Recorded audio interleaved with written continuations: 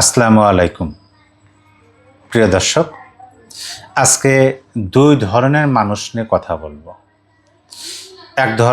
একটা শ্রেণী যারা সাধারণ মানুষ, দিনমজুর খেটে খাওয়া মানুষ, নিজে পরিশ্রম করে যতটুকু উপার্জন করতে পারেন সেই উপার্জনের মধ্যেই নিজে এবং নিজের পরিবারকে চালিয়ে নেন।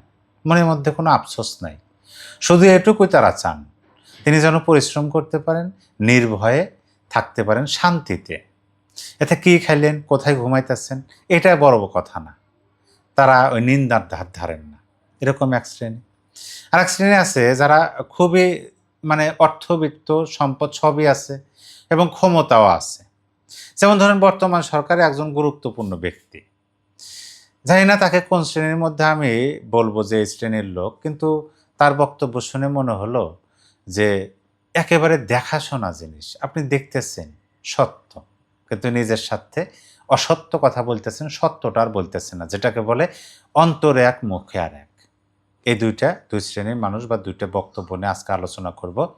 প্রথমে যে বক্তব্যটি আমি আপনাদের সামনে উপস্থাপন করব সেটা হলো একজন দিনমজুর, সাধারণ, এর খুবই সাধারণ মানুষ।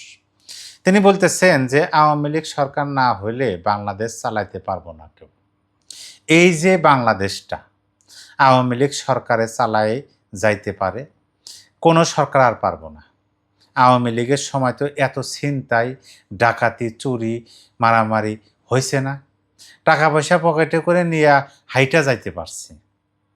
এই যে পরশুদিন কারণ বাজার যাইতে মগবাজারে এখান থেকে টাকা পয়সা রাইখা দেয়। একেবারে নির্যাতন এখন বেশি হচ্ছে। আরও আওয়ামী লীগের সময় তো নির্যাতন হয় নাই, এখন নির্যাতন বেশি হয়েছে। এখন আমাদের চাওয়া এটাই যে আমাদের বাংলাদেশ ভালো করে চালাইতে পারে, সেটাই আমরা চাই। আওয়ামী লীগই লাগবো, আওয়ামী লীগই দরকার। এই কথাটা বলতেছেন কে? বলতেছেন ওই সাধারণ মানুষ, দিনমজুর। আর একজনের বক্তব্য আমি শুনেছি গত পরশুদিন। তিনি একজন সিএনজি চালক, সিএনজি স্টেশনে গেছেন, সেখানে লম্বা সিরিয়াল। সেই লম্বা সিরিয়াল কয়েক ঘন্টা সেই সিরিয়ালে থাকার পরে গ্যাসের মাত্র ৮১ টাকার তিনি গ্যাস পেয়েছেন। সেটাতে তিনি কি করবেন? তিনি ভাড়ায় চালাবেন নাকি বসে থাকবেন তিনি বুঝতেছেন না। তিনি এক পর্যায়ে বলতেছেন যে শেখ হাসিনা যদি বাংলাদেশে আসেন তাকে স্বাগত জানানোর জন্য আমি যাব, আমার মতো শুধু আমি না, আরও সবাই যাবে, প্রয়োজনে জীবনটা দেব, তারপরে শেখ হাসিনারে নিয়ে আসবো, কারণ তারই দরকার। তিনি বাংলাদেশটা ভালোভাবে চালাইতে পারবেন। দেখেন না, ৬-৭ ঘন্টা সিরিয়াল দিয়ে মাত্র ৮১ টাকার গ্যাস পাইছি, কী করবো, সংসার চালামো কেমনে?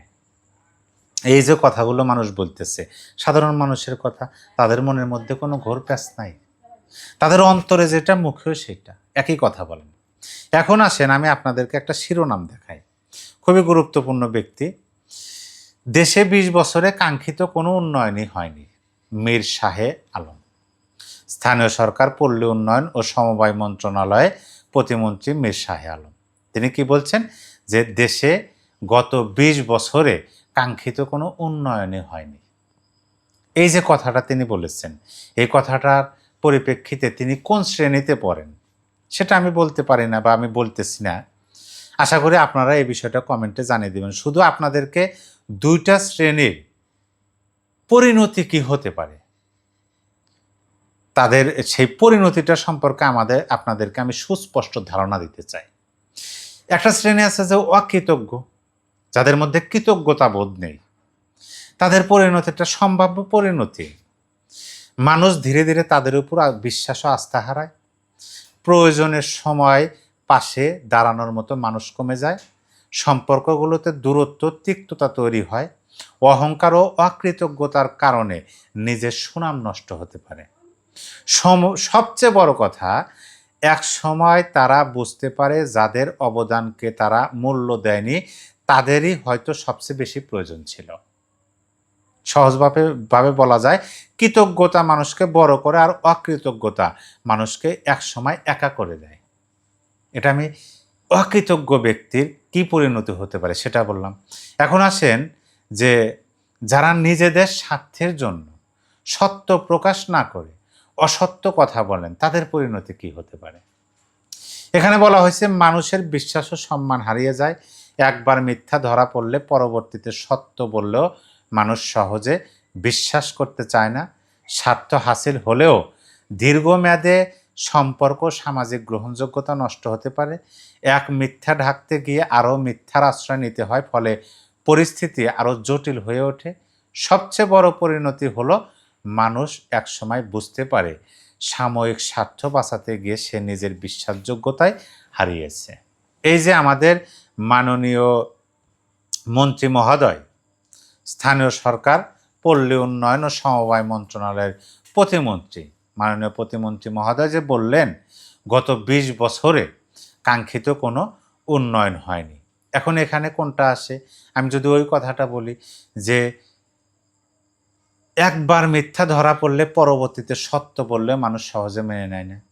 আপনার কাছে কি মনে হয় এই কথাটা সত্য কথা যে গত 20 বছরে একেবারেই উন্নয়ন হয়নি?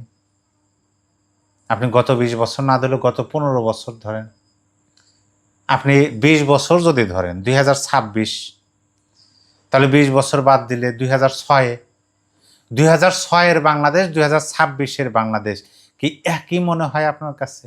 কোনো পরিবর্তন ঘটেনি, কোনো উন্নয়ন হয়নি। যদি আমি যেরকম দেখি যে উন্নয়ন হয়েছে, পরিবর্তন ঘটেছে, আলোকিত হয়েছে সকল দিকেই, তাহলে কথাটি একেবারে সত্য বলা যাচ্ছে না, অসত্য কথা। এখন অসত্য কথা যারা বলেন, সত্যকে আড়াল করেন নিজের স্বার্থ হাসিলের জন্য, নিজেকে মানে নিজের স্বার্থের জন্য, যেই কথাটা বললে তো ক্রেডিটটা ওইদিকে চলে যাচ্ছে। ক্রেডিট তো ওইদিকে যে দেওয়া যাবে না, ক্রেডিট তো নিজের দিকে আনতে হবে। তাহলে যেটা দেখতেছি সেটা বলবো না, কিন্তু তিনি একটা রাষ্ট্রের গুরুত্বপূর্ণ পদে আছেন, তিনি বলতেছেন। তাহলে এই যে কথাটা, মানুষ যখন এই কথার সাথে বাস্তব যেটা দেখতেছে মানুষ, সেটার সাথে যখন মিলানোর চেষ্টা করতেছে, মিলাতে গিয়ে যখন দেখতেছে না তিনি যে কথাটা বলছেন সে কথাটা তো পরিপূর্ণ সত্য না, অসত্য কথা, তখন কি হচ্ছে? তার উপর থেকে বিশ্বাসটা উঠে যাচ্ছে। পরবর্তীতে তিনি যদি সত্য বলেন, মানুষের বিশ্বাস করতে কিন্তু অসুবিধা হবে। এটা বাস্তব কথা। এবং পাশাপাশি আপনি যদি ওই যে প্রথমে যে বললাম সাধারণ মানুষের কথা ধরেন, একেবারে সাধারণ অন্তরে যা মুখেও তাই, দিন মজুর খেটে খান, পরিশ্রম করে যতটুকু উপার্জন করেন নিজেরা নিজেদের মতো করে চলেন, নিমের দাঁড় ধারেন না। তারা দেখতেছেন যে বিগত সময়ের যে শাসনামলটা ছিল সেইখানে ভালোভাবে তারা জীবনযাপন করছে, এত ভয় ছিল না, পকেটে টাকা নিয়ে স্বাচ্ছন্দ্যের সাথে ঘুরে বেড়ানো যেত, রাত্রিতে শান্তিতে ঘুমানো যেত। এখন ভয়, পকেটে টাকা নিয়ে রাস্তায় বের হওয়া যায় না। এখন ইনকাম কমে গেছে, ব্যয় বৃদ্ধি পেয়েছে। বাস্তবতা দেখেন, এই যে বিষয়গুলো আমি আপনাদের সামনে উপস্থাপন করলাম, সব কিছু যদি আপনি একত্রিত একটু আলোচনা করার চেষ্টা করেন, তাহলে কি দাঁড়ায়? যে মানুষ সত্য মিথ্যাটা বুঝতে পারে, কারণ দৃশ্যমান আছে। এবং সাধারণ মানুষের মনের কথা এবং মুখের কথা কিন্তু একটাই। আপনি যান হাটে ঘাটে, মাঠে, বাজারে, বন্দরে, লঞ্চ স্টেশনে বা সকল জায়গায় যান, সাধারণ মানুষ একেবারে যারা নিমের ধান ধারে, যারা অন্তর এবং মুখের কথা একই, তাদের কাছে শোনেন শেখ হাসিনা, শেখ হাসিনা, শেখ হাসিনা। তাহলে এই সমস্ত অসত্য কথা বলে সাধারণ মানুষের যে ভেতর থেকে চলে আসা সত্য কথাগুলো কি অসত্য হয়ে যাবে? নাকি ওই সমস্ত গুরুত্বপূর্ণ ব্যক্তিরা অসত্য কথা বলে নিজেদের গ্রহণযোগ্যতা হারাচ্ছেন? প্রিয় দর্শক, এই বিষয়ে আপনার কিছু বলার থাকলে কমেন্ট বক্সে লিখে জানিয়ে দিতে পারেন।